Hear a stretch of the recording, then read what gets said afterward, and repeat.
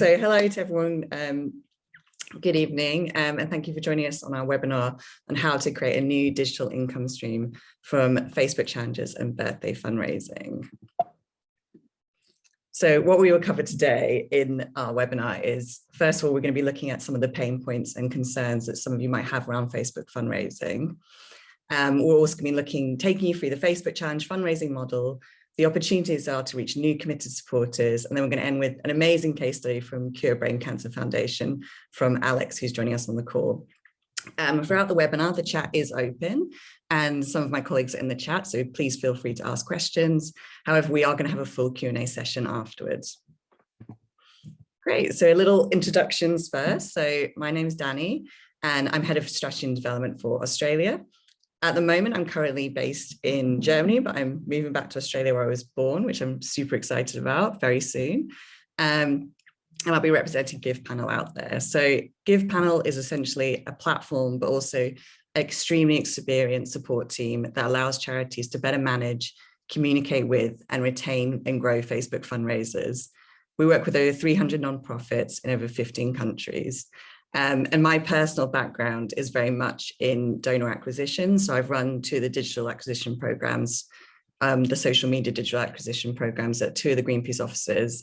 And I've also done a lot of consultancy work for UNICEF, International Rescue Committee in the UK and Germany, as well as some small organizations like the Scottish Wildlife Trust. And what's extremely exciting for me is that in April, we'll be launching in Australia, the GivePanel Academy. So this is something we already have in the UK, which is very popular with our customers. And it's to help the Facebook fundraising by giving support and peer-to-peer learning for everything from managing ads to Facebook group management to ideas for how to fundraise, steward. And included in this will be bi-monthly group coaching calls, peer-to-peer learning activities, expert support, monthly special topics, and also additional downloadable resources. So I'll just hand over to Megan for her intro. Well, thanks, Danny. So I'm Megan and I work at More Strategic and I work alongside Karen Armstrong. We do a lot in the sector around supporter experience. So we jumped on Facebook challenges, I think, in the middle of last year, and we kind of kicked off with Alex and Simon. So it's kind of fitting that we're all on this call today. And we really love Facebook challenges because we're meeting supporters in the platform that they're already in. And we think that it just does a really great job of kind of creating communities and creating that connected experience and relationship with supporters. So that's kind of why we're really passionate about it. But yeah, I'll hand over to Alex to introduce herself.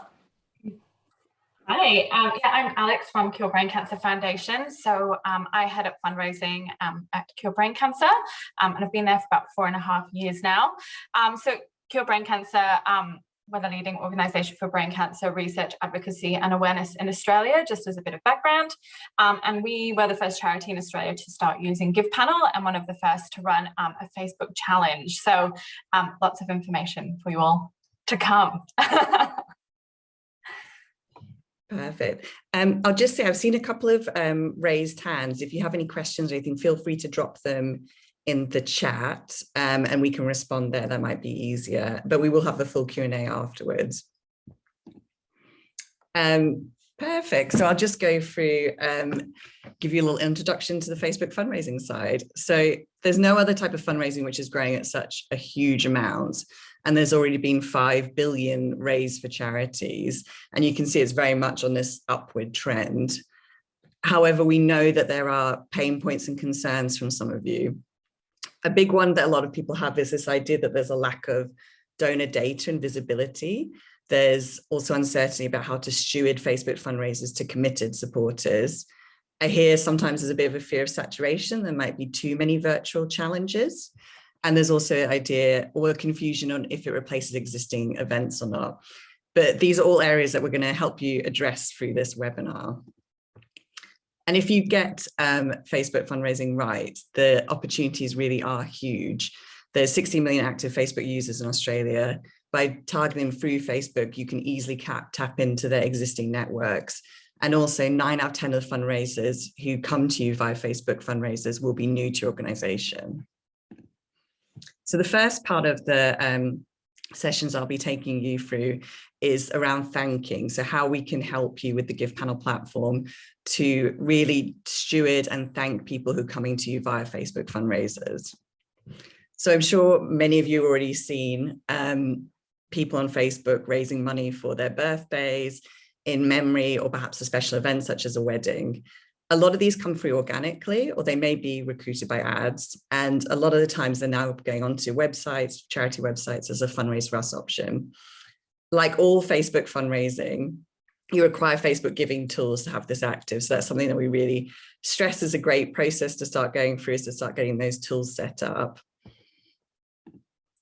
But with the Facebook fundraisers, what often happens is that the money goes into Facebook and it comes into your account, and people feel there's very little visibility. However, with the GivePanel dashboard, you really can have the tools that will be able to not only monitor and track the income from these Facebook fundraisers, but we also have very simple ways where you can then use the system to thank and steward them. So it really does solve that problem of their feeling that this is a bit of a data black hole. And this is just a very simple example of how it might work. So say someone set up a birthday fundraiser for you. Using the GivePanel system, you can then easily send them a thank you message. You can mark them as being thanked within GivePanel, and you can also send them a very easy form so they can fill out their data. We found that this has a 23% increase in the amount of money they raised, and also 35% data capture. So these are people who are coming to you extremely organically, and you wouldn't really have much way to kind of contact them or to bring them into your system, but this gives you the way to do that. But where we're seeing the biggest growth on the area is around virtual events on Facebook. So that's what we're going to run through now for most of the rest of the session. So what is a Facebook challenge event?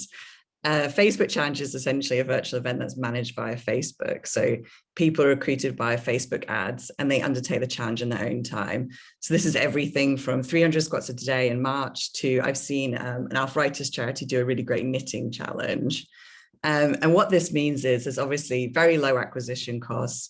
You're getting more fundraisers because there's not a limit of how many people can partake in the challenge. And you're also reaching brand new audiences.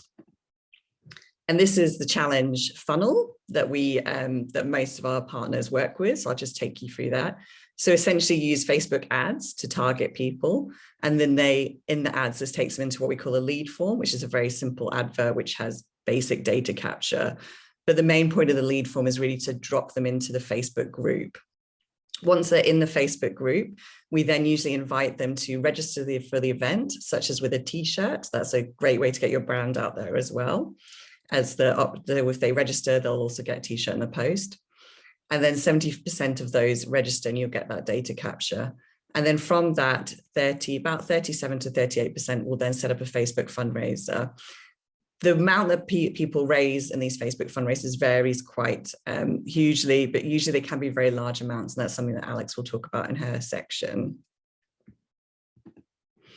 So why use Facebook groups? So as you can see from our funnel, the Facebook group is very much an integral part of it.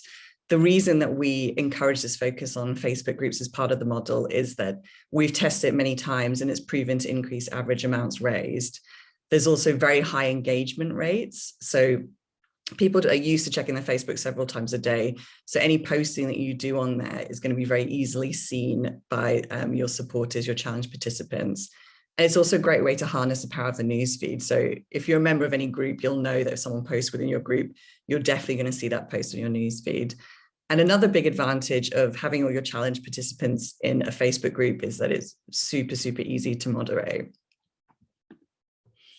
So a big advantage of this model is that it really does help you reach new audiences. So you can reach communities, age groups, places that your in-person challenge events might not be able to. And it's also a very new proposition for your ads. So it is a very, very untapped audience in Australia. So we've been doing this for years in the UK. We'll have many challenges running at the same time, sometimes on the same theme. And yet there hasn't been like an effect of saturation. In Australia, this is very new. And even if you're a charity that has like a very wide reach in advertising, this is a nice way to give another string to your bow, to kind of give a new proposition that might attract people that your other adverts aren't being able to reach. And it's also a great way to grow your brand because it's all centered around Facebook. Your challenge participants really are going to promote your brand to their friends and family very easily. And the way that GivePanel can help this, not only do we have this support team, and we'll have the academy as well that can help you guide you through, but our platform also has great reporting systems, which means you can track how the challenge is going. So you can see how many people register for the event, how many people have signed up, created their fundraisers. This is some new reporting that we're also building in RAT as well, which will look at things like the average donation amount, the cost per fundraiser, so you can plug in your advertising costs. We're always working to constantly improve the dashboard to make it as easy as possible for you to monitor the success. And this is all of this work is also really helped by our partner organizations. So if you need any support, whether it's from planning the initial challenge to the Facebook ads, like the setup and the management, to FB group management, or also ideas around long-term donor stewardship, we have partners that can help you do that. These slides will come around, so you'll be able to have a bit more detail on each of our partners. So we have Flat Earth, Digital Ninjas, and Elevate Fundraising. And I know some of you are on the call, so thank you for joining us, who are really, really great. And definitely we're working with quite closely to help this work for our charity partners. At that point, I'm now going to segue to Megan. Awesome, thank you. So I said before, I work at More Strategic and we've partnered with GivePanel since I think the middle of last year. So I thought what would be useful is to kind of set the scene of what's been happening in Australia. So we've been lucky enough at More Strategic to work with 4 different charities. And in total, there's been 5 challenges in Australia. So there's 3 that are currently live and they're kicking off in March. And there's actually 1 charity that's doing their 2nd challenge at the moment and they're continuing to kind of smash their goals. So it's really exciting to see. So these are kind of some aggregated figures. So there's been nearly 20,000 new leads acquired on Facebook and we're currently sitting at a $2.20 cost per lead across the charities. So I think that's something we're really kind of stoked with and quite proud of here in Australia. So I think Danny, on one of the slides you mentioned, I think it was around $1 to $4 for a cost per lead. So it's really awesome to see that it's kind of remained low and some of the charities we're working with are as low as like $1.80 at the moment, which is great to see. We've sent over 10,000 t-shirts. So t-shirts are integral parts of Facebook challenges. And it's no mean feat to send out 10,000 t-shirts for charities because merchandise is, it's a mean game and can be quite of a headache, but it's really important. And as you'll see in those groups, it's really just like it's kind of a way to kind of connect supporters and it's kind of great to see everyone out there in their t-shirts. We've had 4,000 people fundraise and that's 4,000 people with more than $1. So that turns out to be about a 30% activation rate. So that's something I do think in Australia, we've got a bit of room for improvement on. I think GivePanel's benchmark across the UK is around 38%. So it'll be really interesting to see if we can get that up a little bit more, kind of what money we can make. And I was really hoping we would have reached 1 million, but we're at 900,000, but I put and counting because we have those 3 challenges that are live. And what we tend to see is that fundraising really starts to peak when the challenge kicks off. So I'm sure from March, we'll definitely be at that 1 million. So yeah, so that's the benchmarks. And what's something that's been really great in Australia, and Danny, you kind of mentioned this about what makes Facebook challenges and the group so special is the engagement. So what Facebook does is they consider an active group member as someone that's commenting, liking, or posting in the group, and they say an active group is around 80%. So we've looked at the 3 challenges that are live at the moment, and you can see in this graph that all 3 challenges, their group engagement rate is over 90%. So I think if anyone's interested in kind of running a challenge, the best thing you should do is join one of these groups because you kind of have to see it to believe it. They're very committed, they're very engaged and they're quite loud in there. So my Facebook feed is just full of people posting, which is fun. And what I'd also thought I'd do is I'd pull out some key successes. So at More Strategic, we're loving the Facebook groups and we're hoping the charities are as well. So some of the benefits of these groups is that it's really a simple way to engage with your audience. So this is an example from Red Kite. They've literally just asked if this is your first time doing a crunch challenge and they were able to get over 150 comments. So people are just commenting below and it kind of starts to open up that 2-way dialogue and really starts to move people from kind of passive communication to active. And that's something we love at More Strategic. The second example is actually from one of Alex's challenges that she ran last year.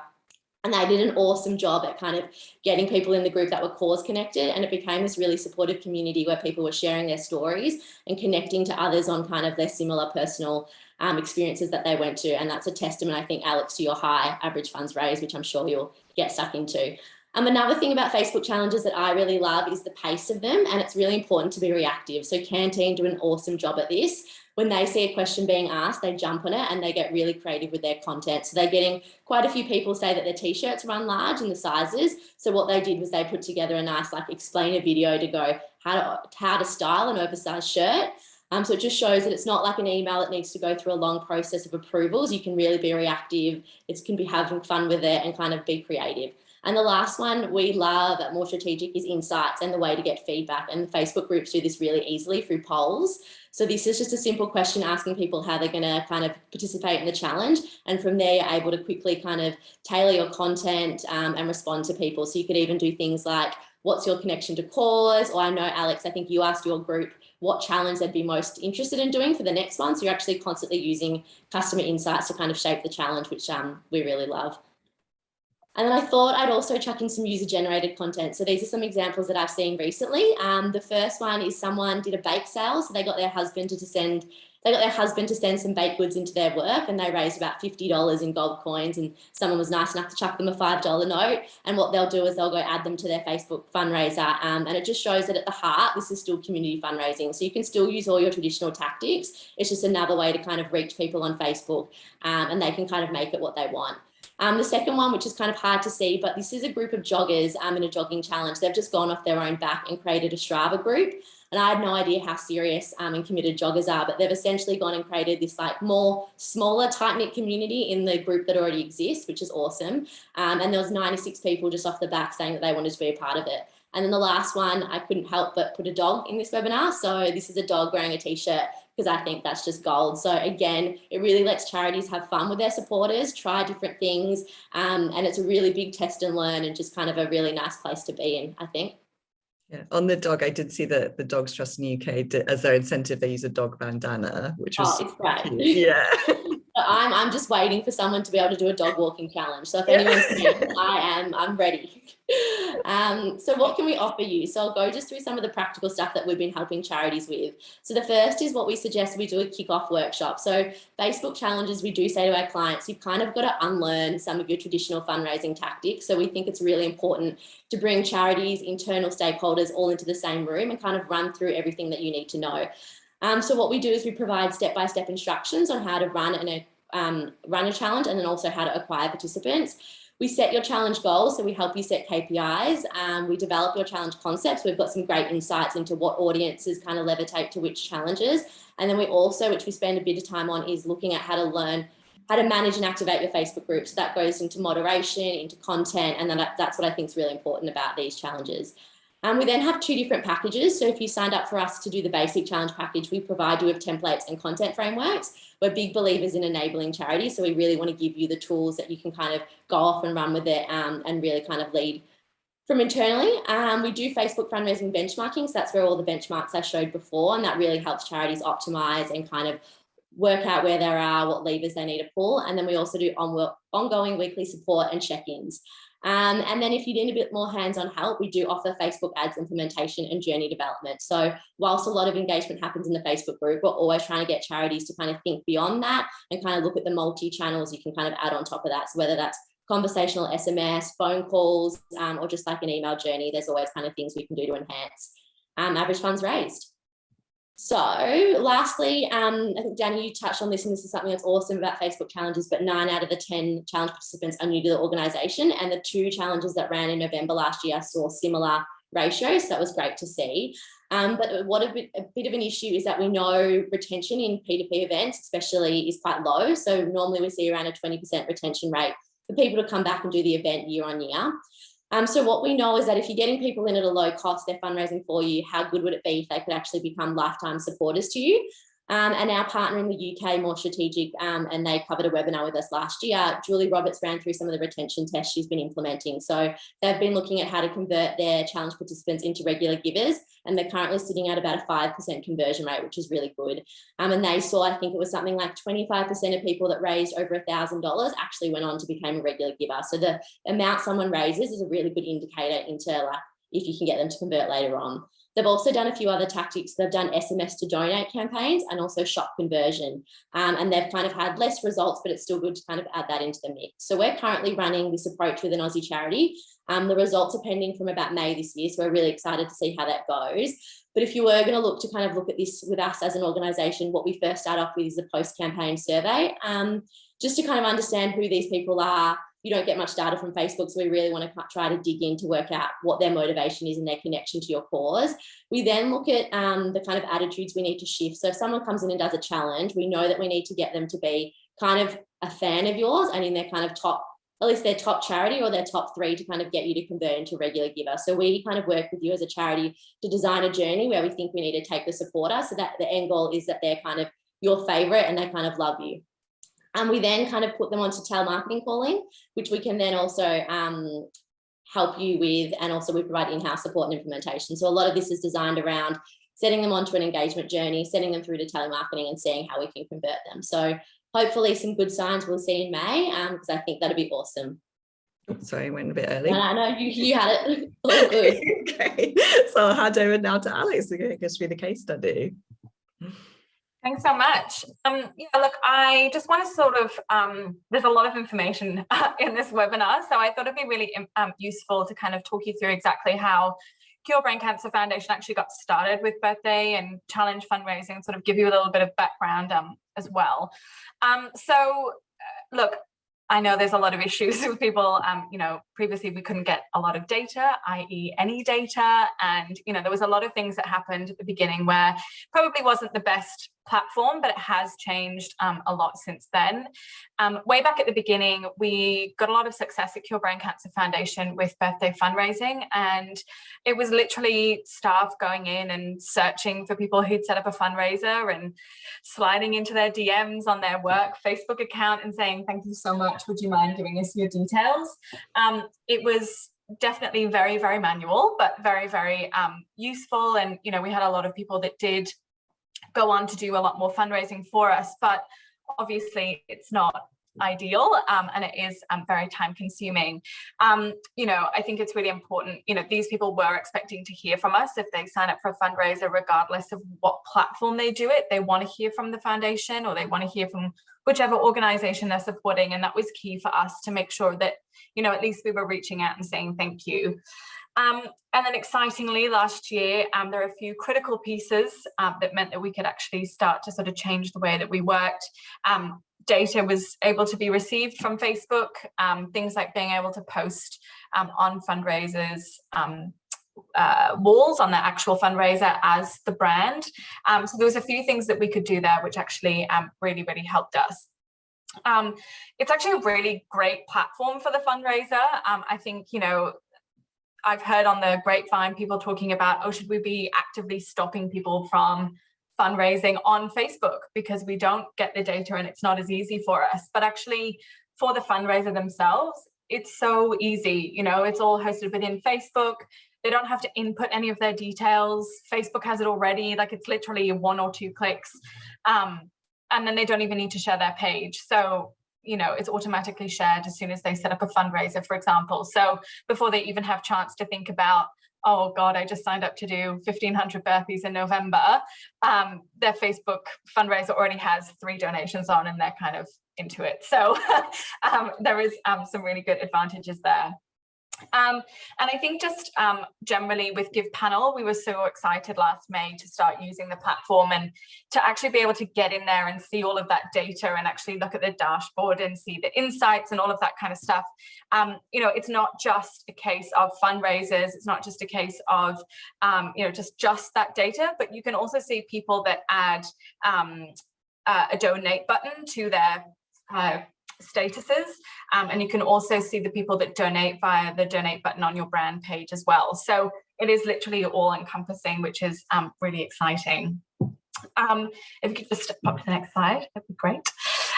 So it's interesting to look at how GivePanel sort of changed the game for our fundraising. I wanted to start outside of the challenges first, just to kind of give you an idea.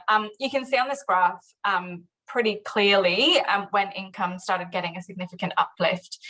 We did have an increased focus on birthday fundraisers through GivePanel. We made sure that we could go in there and message people.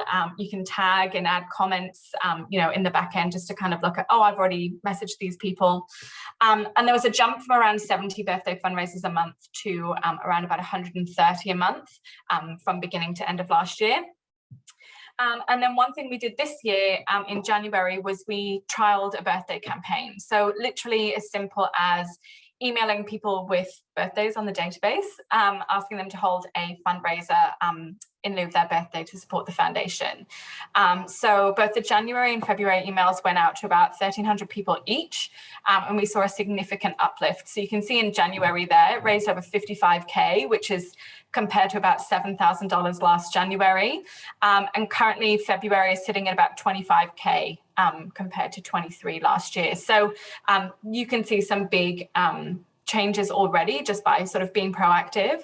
And if you hit onto the next slide, I've put here, here's the EDM we sent out to our birthday fundraisers. Super, super simple. We added in a stat to show the need, but overall kept it really clean and clear. So from just over 1,300 recipients, we had about a 44% open rate in January and 51% in February. In January, the average amount raised was sitting about $504, and for February so far, $342. So we kept it pretty simple, and as you can see, this is our tile that we used on socials as well. We just did one post each month, and what are usually very quiet months for us from a fundraising perspective, as I'm sure a lot of people have this similar thing in January and February. It was pretty exciting, especially to see that money roll in January. So this is going to be sort of the backbone of our fundraising portfolio. Being able to kind of see and analyze all the data, being able to actually say thank you and happy birthday to all of our fundraisers in a really easy manner has been a real game changer for us. So, of course, 2021, COVID, here we go again. Hopefully it's all done now. Hopefully I haven't just jinxed it, that's fine. We've predominantly been an events-led organization, and we really lost a lot of income in sort of lines like sports fundraising, as I'm sure a lot of people did. But it did, however, mean that we did have some capacity in an otherwise busy time of year to trial a Facebook challenge, which was pretty exciting. So I thought I would just sort of do 4 basic rules of setting up your first challenge, just to keep it really simple. So the first one, it's all in the name. So choosing the name of your challenge. So literally just the name of the challenge is what the activity is, the number of reps, and in what month. So we did 1,500 burpees in November challenge. We did add, we'll touch on the ads a little bit later and about the audience and things as well, but we also used burpees for brain cancer for our Cure Brain Cancer audience. So anything we posted on socials, we did use that for people that already had a connection to cause, and it kind of made a little bit more sense. Number 2, it's about the challenge, not the cause. So this was a huge relearning. I think it's not what fundraisers generally think about, even just organizations as a whole. It's always cause first and the challenge second. But for this, it's definitely challenge, not the cause. And I think it's definitely, when you're looking at getting internal buy-in, this is one of the biggest sort of hurdles to overcome. We didn't have a lot of cause-related information on our ads. We didn't have it front and center when people joined the group. It can be difficult, and I would just say be prepared for more questions about why this is the case. Have maybe some examples from other challenges that have happened, when you're presenting internally around why we should do something like this, and it will really help. Work differently and celebrate milestones, and then throughout the group you can start to drip feed the cause throughout the month of the challenge to convert your fundraisers to supporters as well.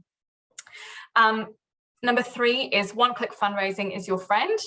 We'll talk about in a moment about ads and actually getting people into the group, but I just wanted to touch on one-click fundraisers, which is such a cool thing about Facebook and GivePanel. So when people register for the challenge, they're taken to a form, so you can customize it, capture whatever data that you like, and then it takes you through to a one-click fundraiser to create your page, and it literally is that easy. The page is created, it's shared to their audience instantly, and it's honestly one of the key reasons why it's such a good platform, because Facebook already has your details, and it's so easy for the fundraiser. So it's really easy. I'll keep saying easy because it is.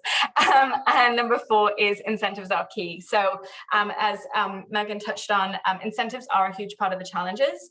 And I'd say this is a pretty big item to plan ahead of time when considering setting up your challenge. So part of the model provided by GivePanel is to provide an incentive to everybody that registers.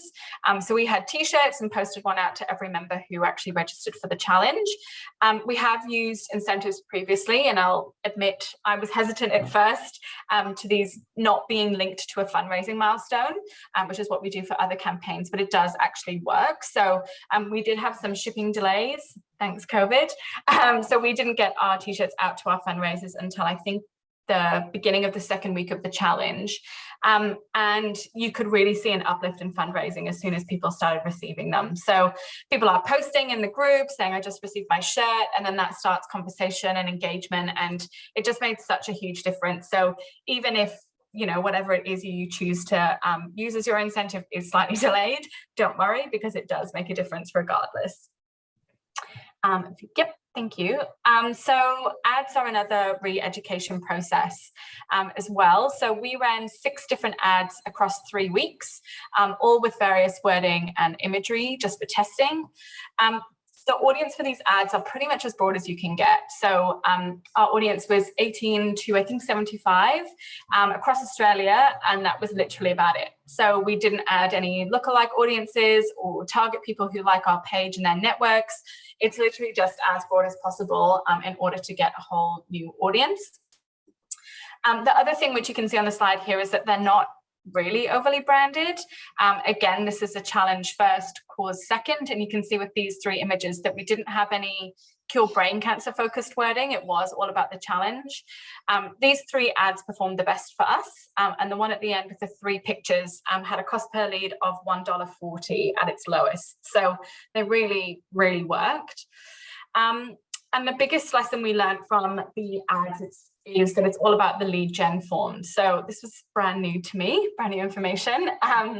And we did it wrong in the first 5 days. So we didn't get as many people in the group at first. And we're like, what's going on? Like, why is this a bit slow?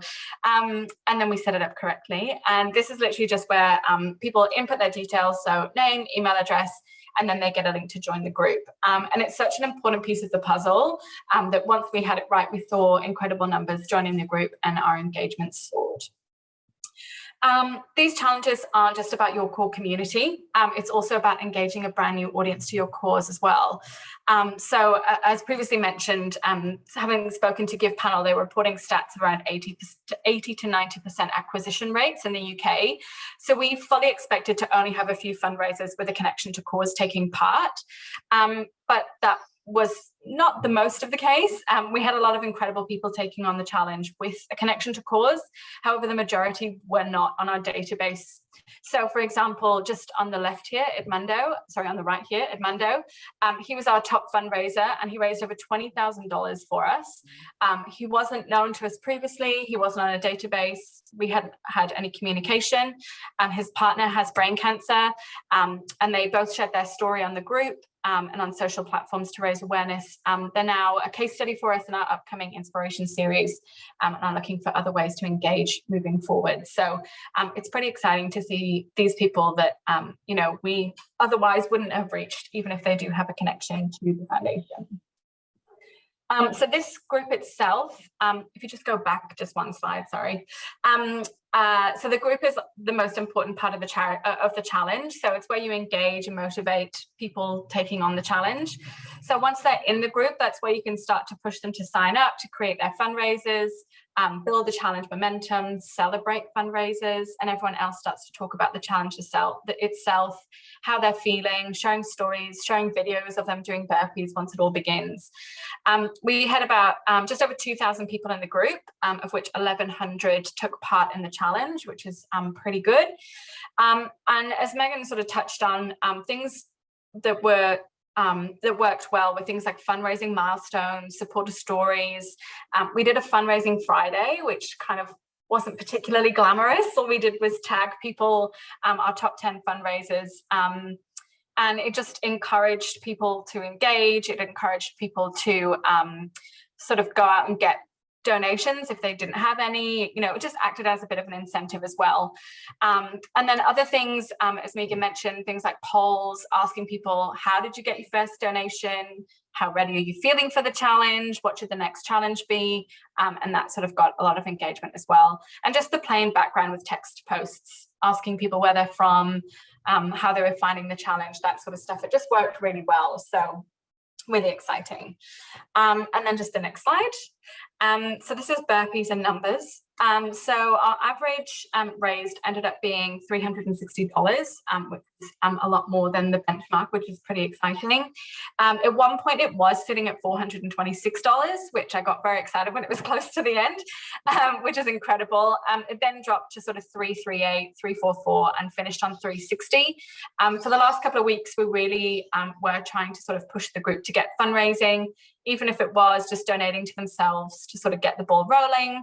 And we went from just under 400 pages having at least one donation and finished on 699 pages having at least one donation. So just that ramp up at the end of the challenge made such a difference. And yeah, as I mentioned, the benchmark was about $150. And that's what we set the fundraising goals on the pages to be as well. So it was really achievable. And I think even on the next challenge, we'll still stick at a little bit of a lower mark. Obviously, having just done one challenge, it'll be interesting to see how another performs, but it's really interesting to see how that changed. Next slide, please. So top tips, get as much set up as possible before the launch. So plot any milestones, schedule any key posts, like you're halfway through, you've only got 500 left, you know, really simple stuff that you can just prep for ahead of time, because it'll save you time going forward. Get a bank of posts ready to go. So key milestones, you know, we did burpees and we had a few videos about different ways that you could modify a burpee. If you didn't want to do the push-up or you didn't do the jump or whatever it might be, we had a few different modifications as well. So just making sure that you've got that sort of stuff ready to go. Engaging with top fundraisers and those with the connection to cause early on. They will be your champions in the group. So asking them to share stories in the group if they're willing to share their connection. Share on the brand page. There's an opportunity to engage these top fundraisers outside of the group as well to help with engagement. And also asking them to comment on other people's posts. So if people are putting videos of them doing a burpee, like asking them to be the ones that are saying, well done, you're doing awesome, you know, that sort of stuff as well, just to kind of increase that engagement. So it's not just staff that are always commenting. Don't worry about overlaying a Facebook fundraising virtual event over key campaigns. It's a completely different audience. So we came just off the back last November of our Walk for Brain Cancer event, which is our flagship campaign. And I was a little bit cautious going from one very heavily promoted event straight into another campaign, but honestly, it didn't make any difference. It was such a different audience. We went just targeting our community in the way that we were for Walk for Brain Cancer. So I wouldn't be too worried about sort of overlaying it over your other campaigns. Be as planned as possible when managing the group. So we had a little schedule, a little roster internally around who's looking after the group, who's doing the comments on the day versus who's doing the data in the back end of GivePanel and matching fundraisers and making sure that all of that is working. And it just made everything so easy throughout the challenge, rather than it being, okay, he's doing this today. Well, actually everyone knew their days and we could just do it. And make it fun. So engage with your audience, just make it a fun challenge, because I mean, we did 1,500 burpees in November and it was really hard. So people need some encouragement and some fun just to kind of push through as well. So make it fun. And then just my last slide is just about what's next. So we're getting ready to launch our next challenge next week. So we're doing 100 squats a day in April. As someone pointed out to me, we missed a trick with 100 squats a day in May, but that's fine. So we're launching on the 1st of March, but we're also planning on holding another one, launching in May with the challenge taking place in June. So we've got another 2 challenges up to the end of the financial year. And then we'll look at planning for next year too. So all in all, it will be hopefully around $800,000 worth of income just from challenges by the end of this financial year, which is obviously incredible and has you know, helped with the lack of sports fundraising events, for example. We are going to be overlaying it over other campaigns, as I mentioned. So this is going to be a brand new line of revenue for us. So that's how we're treating it as well. And we're excited to look at creating our journey for our Facebook fundraisers. So these people that come off the challenges, what's next? How else can we engage them? How can we connect them to the cause and keep them on the journey with Cure Brain Cancer Foundation? That's me. That was great. Thank you so much. So we'll open up to the Q&A. I'm just going to stop my share so you can all see us properly. Great. So there's a question in the chat, which I'll just answer first before I go to Q&A. I'm interested if anyone's tested Facebook lead gen forms with a landing page lead gen form and whether they notice a difference in quality and quantity. So most of the testing we've done on the lead gen forms has been very, very simple. It really is just a very simple data capture. It's one that built completely within Facebook. So it just asks for the email address and the name. And then it's really about to knock you into the group. That's the main, we want to make that journey as easy and as quick as possible. So there have been some testing around it and to use it to kind of filter people out. But generally, you just want to get as many people in the group as possible, I would advise. Great, and now I'm just going to open the Q&A. So how does Facebook charity results compare with the charities running their own peer-to-peer fundraising campaigns on a website, e.g. the Great Cycle Challenge? So would anyone in the team like to take that? Maybe Alex, you've got a bit more experience in that area. Look, I mean, it depends on also your marketing spend as well. So we very much, Walk for Brain Cancer is what I can kind of compare it to, which is our flagship campaign, which this year is like $40,000 shy of 2 million. And I'm determined we're still going to get there, but that's fine. So, the marketing spend that we have on something like that versus Facebook fundraising, you can't quite even compare it at the moment. Like it's not there yet.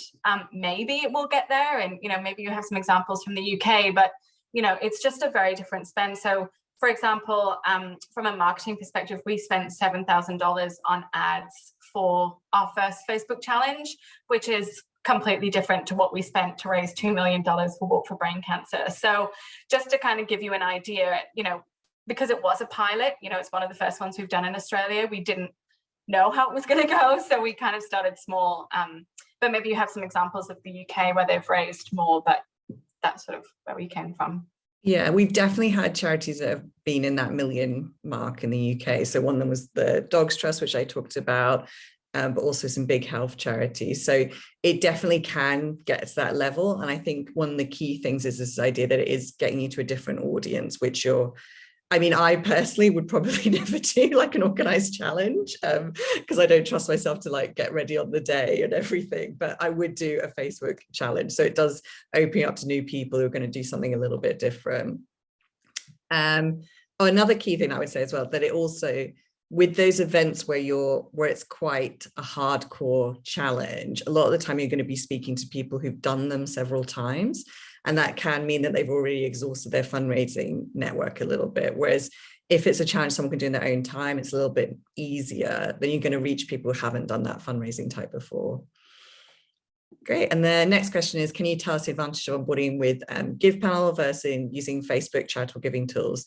From my point of view, it's definitely the ease. And what Alex talked about a lot was the custom fundraiser link, which is incredibly easy. The way that you can get your fundraisers to click this one button and they can go through a process to set up a very nicely branded fundraiser that's going to go directly into the GivePanel system.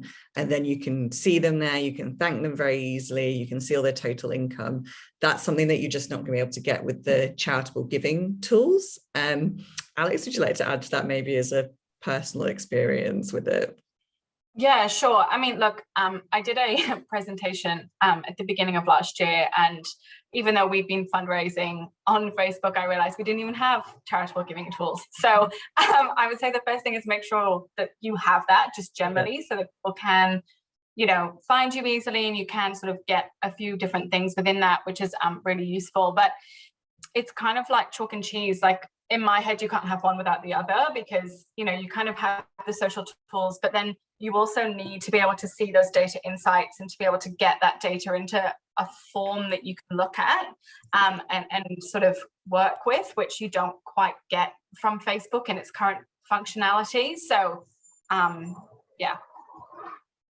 Perfect. So then we've got another question for you, Alex, which is, how did you manage resourcing for the Facebook challenge group over the weekends? So it was pretty ad hoc, to be honest, and we had a lot of scheduling throughout the week. To be honest, though, it wasn't. We might have commented a couple of times on the weekend, but there wasn't like a flurry of activity. I'm trying to remember if there was anything that we had that, you know, we needed to jump on, but I don't think so. Look, you could very much just schedule it, you know. If there was someone I was talking to who was saying that they actually just had a rule and they put it in the group that the group wouldn't be monitored, so like over weekends, so to make sure you were sort of asking questions either during work hours or in, you know, work week evenings. So I think there are a few different ways that you can do it, but we didn't have any, you know, wild comments or anything. Everyone's out doing their own thing on the weekend, so there wasn't a ton that we had to jump on, so it wasn't too bad.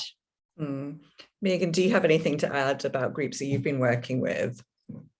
I just say shift, so just kind of chunking it down to like someone checks in 15 minutes at the start of the day, in the middle of the day, and the end. And also I think you're always on Facebook, so like even on the weekend you're checking in, so it's more, I guess you're kind of already doing it and you don't really feel like it's extra work a lot of the time, and a lot of it is just kind of commenting and liking, just emojis. It's not really like big issues that are happening that you're having to moderate. So I think yeah, I don't think it's been as big as a issue here in Australia.